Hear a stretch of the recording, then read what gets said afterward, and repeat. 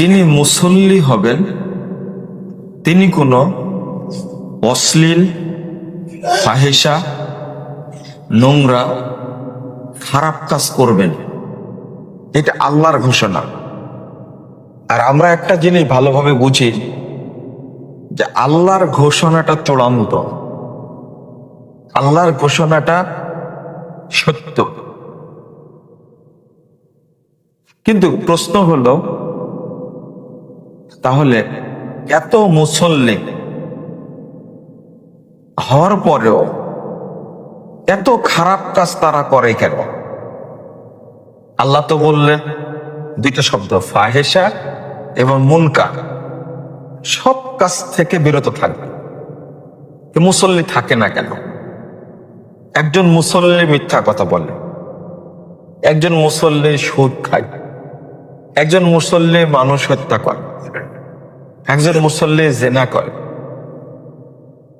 একজন মুসল্লি 60 বছর যাবৎ সালাত আদায় করছে, কিন্তু 60 বছর যাবৎ হারামও খাচ্ছে, ইয়াবা খাই, পেন্সিডিল খাই,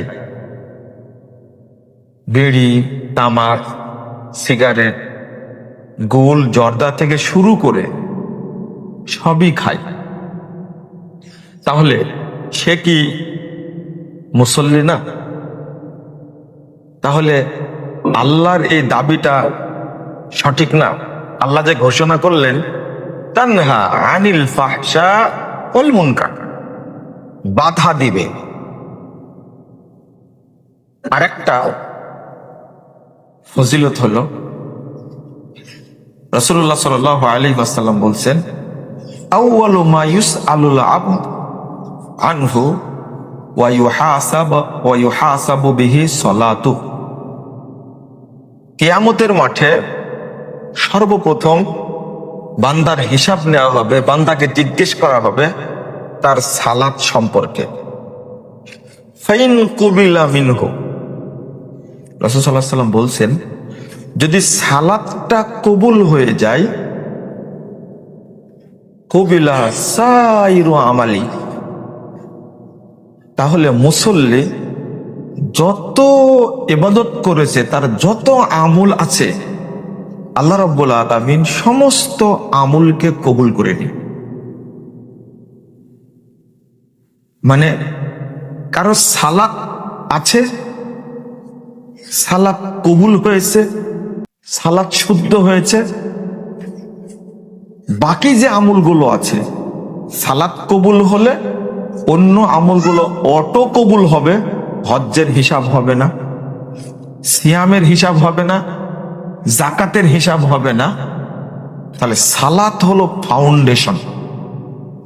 এইটা কবুল হয়ে গেলে আর অন্য ইবাদতের হিসাব হবে না। আল্লাহ সব ইবাদত অটো কবুল করবেন। ঠিক আছে, সালাত ঠিক, তার সব ঠিক। সালাত এমন একটা ইবাদত। তাহলে দুইটা বিষয় এখানে পরিষ্কার হলো।